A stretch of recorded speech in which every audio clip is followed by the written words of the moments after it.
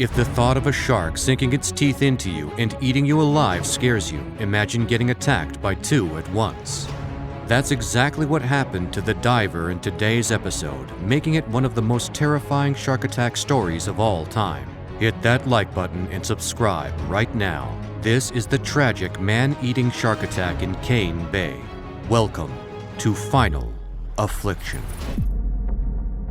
The following story not only showcases the power of human resilience and perseverance in the face of unfathomable tragedy, but also highlights the highly unpredictable nature and mysterious behavior of sharks. On October 14, 1972, three men by the names of Bret Gillian, Rodney Temple, and Robbie McIlvaine were on a scientific expedition to recover samples for a research project being conducted at Cane Bay on the island of St. Croix, North Shore. Gillian described the area as having some of the best wall diving locations in the Eastern Caribbean. Even the drop-off was fairly easy, not requiring a long boat trip. The team's goal was to collect some photographs and check on traps they had set for a project. The only problem was their destination was situated on a 210-foot wall that was right next to a steep drop-off. The trio was not particularly worried, though, not in the slightest, as they were each veterans of hundreds of deep dives. Rod served as a dive leader and timekeeper. He documented the dives and monitored ascent times to ensure everyone remained safe, while Bret and Robbie handled most of the heavy lifting. All three of them donned their gear and dove into the ocean, beginning what would become their ill-fated journey down the Cane Bay Wall. After reaching their destination, Bret and Robbie got to work, while Rod scanned the surroundings. As he was looking around, Rod caught a glimpse of something truly terrifying. It was the sight of two white-tipped sharks off in the distance. One was 12 feet long, and the other was marginally bigger. The oceanic white-tipped shark is a truly terrifying creature that mainly inhabits tropical and warm temperate seas. It is most notable for its long, white-tipped, rounded fins. According to recent studies, the species is becoming less common as a result of a strong demand for its enormous fins, which constitute the main component of shark fin soup. It favors eating gastropods, crabs, birds, stingrays, sea turtles, and threadfin. However, this hunter will pretty much eat anything, humans included. Though slow-moving, oceanic white-tipped sharks are without question highly dangerous to humans. They are especially known for numerous attacks on survivors of ship and plane wrecks at sea. They are also suspected to be responsible for several unrecorded human fatalities. To give you an idea of just how vicious it is, the white-tip was the major species involved in what many people considered to be one of the worst mass shark attacks ever documented, ripping and mauling many of the USS Indianapolis's surviving crew after it was blown up back in 1945. It's estimated that the white-tip sharks are responsible for up to 150 deaths in that single incident alone. After finishing the required observations, the three men noticed they were ahead of schedule and felt ecstatic, as this meant they would only need about 20 minutes of decompression time, meaning they wouldn't have to linger for too long around the sharks during their ascent. Bret later stated, "I remember thinking how strange it was to see oceanic white-tips right here on the wall at Cane Bay. It was kind of like walking off your back porch and seeing an African lion when you expected an alley cat." Robbie went up first and pointed out the sharks again as they swam by them. The crew were no strangers to these sharks, as they had their fair share of nasty encounters with white-tips when they worked offshore. The shark would frequently bite their equipment, the steel cables deployed from the research vessel, and even the shafts and propellers were targeted on occasion. These two sharks, however, looked to be unique in some way, as they didn't seem to pay any attention to them. As Bret turned around and began the ascent behind Robbie, Rod stayed behind, as their carefully planned dive dictated he would be last to ascend. Bret met up with Robbie at about 175 feet, just over the ledge, as they both rested on a coral while waiting for Rod to join them. However, they soon began to worry as he was growing late. Robbie looked at Bret and pointed to his pressure gauge, which showed he was beginning to run low on air. Suddenly, Rob noticed a mass of bubble exhaust coming from the deeper water, which indicated Rod's presence down below. The two figured that Rod must have had some sort of air failure. Since Bret's air consumption was lower, he decided to send Robbie up while he went to check on Rod to see if he needed help. However, when Bret reached Rod, things were about as bad as they could get. One of the sharks had bitten him on the left thigh without warning, and blood was gushing in red clouds from the wound.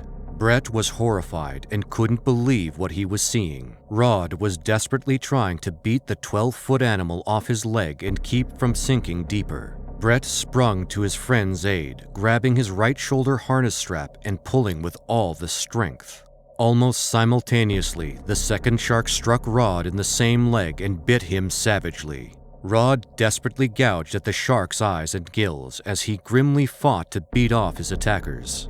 In a desperate attempt to ward off his friend's attackers, Bret punched at the torso of the hungry beasts as they tore great chunks of flesh from his friend's body.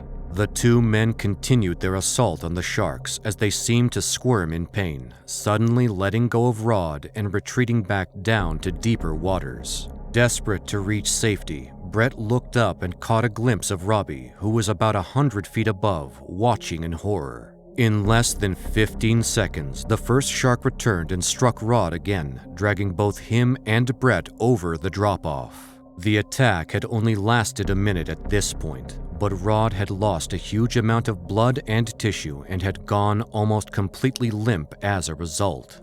Bret was clutching Rod's right harness strap as the second shark came back as well. The shark bit down and hung on as the two plummeted down the side of the wall. Bret and Rod were dropping rapidly. His efforts to swim back up were fruitless as the sharks continued to bite and tear Rod's helpless body, all the while dragging the two men deeper and deeper. Bret felt Rod move again to fend off another attack, and his hopes soared upon realizing that his friend was still alive. Bret clung briefly to the edge of the drop-off wall, putting a stop to their rapid descent. Suddenly, both sharks retreated once again, and Bret watched them circle their position about 10 feet away.